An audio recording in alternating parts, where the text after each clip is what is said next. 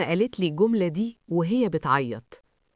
ابني كان بيحكي لي كل حاجة، دلوقتي بيقفل أوضته ويقول لي سيبيني في حالي. يا ترى المشكلة في مين؟ في الولد؟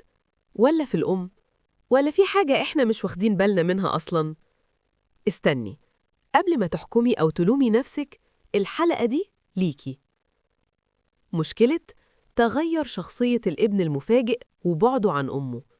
مش ضرب، مش عناد، مش مذاكرة، لكن الوجع الصامت. ابني اتغير وبقى بعيد عني.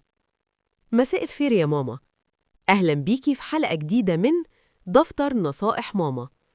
النهاردة مش هتكلم كخبيرة، هتكلم كأم شبهك، اتوجعتي واحترتي وخفتي. الحلقة دي مش سهلة، بس حقيقية، وحقيقية قوي. تعالي أسألك سؤال بصراحة، ابنك كان قريب منك وبقى بعيد؟ كان بيحكيلك وبقى ساكت؟ كان بيضحك وبقى عصبي أو بارد؟ وأكتر سؤال بيوجع، هو أنا عملت إيه غلط؟ الحقيقة يا ماما مش دايما التغيير ده تمرد، ولا قلة تربية، ولا قلة حب.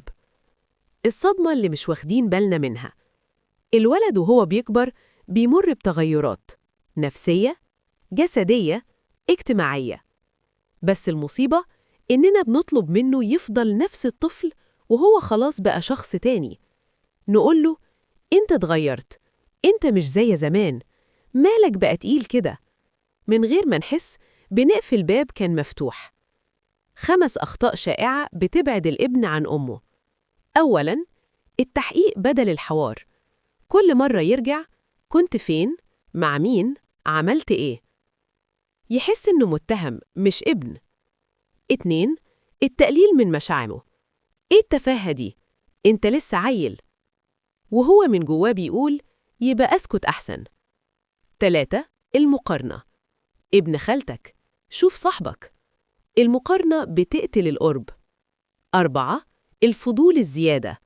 تفتيش، تجسس، قراية رسايل، حتى لو بنية خوف، النتيجة فقدان أمان.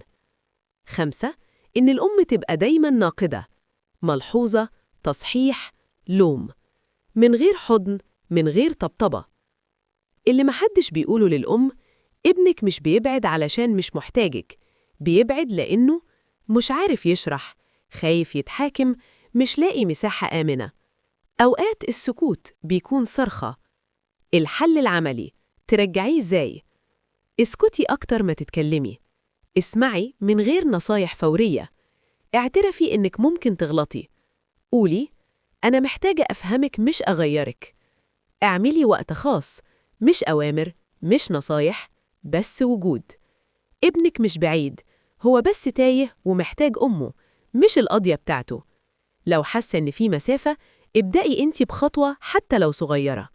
وافتكري، العلاقة ما بتبوظش فجأة وبتتصلحش فجأة، بس بتبدأ بصدق،